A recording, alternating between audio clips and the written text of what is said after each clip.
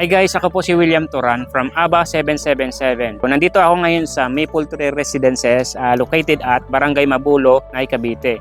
So nandito na ako sa gate. Ito po yung kanyang entrance.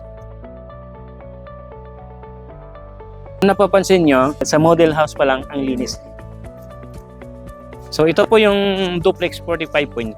Meron tayong bare unit dito, tapos meron din siyang dress up unit.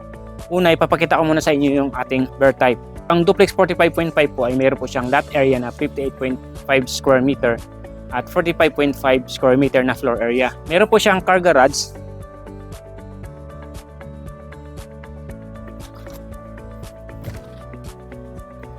Yan, makikita natin. Wala siyang pintura, wala siyang tiles dahil kayo na po yung halang maglalagay ng design dito sa loob. So, ito naman yung kanyang CR. Ang kanyang CR po, ang kalahati ay naka-tiles na po.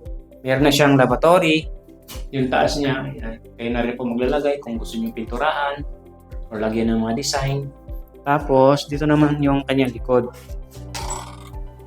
Yan, meron pa siyang bakante dito sa likod. Papunta dito sa car garage.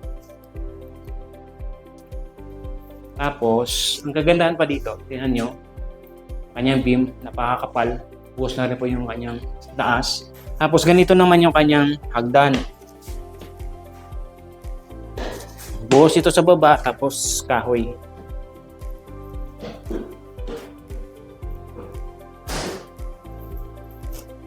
So ayan, dito sa taas, makikita natin, nakaabang na rin yung kanyang flexible hose wiring ng kuryente.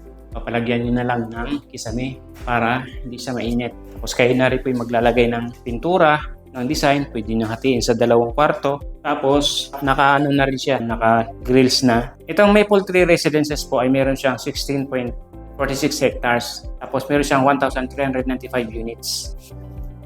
So ito yung dress up unit natin ng duplex 45.5.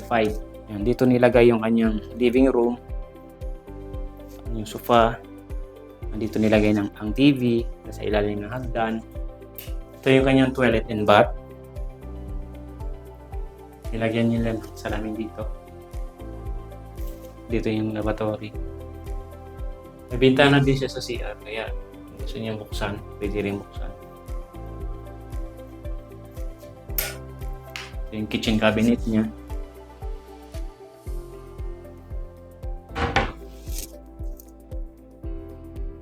Punta tayo sa second floor. Ganito yung ginawa nila sa hagdan. Yung sa base kasi, semento, tapos kahoy. Ganda ng pagkagawa.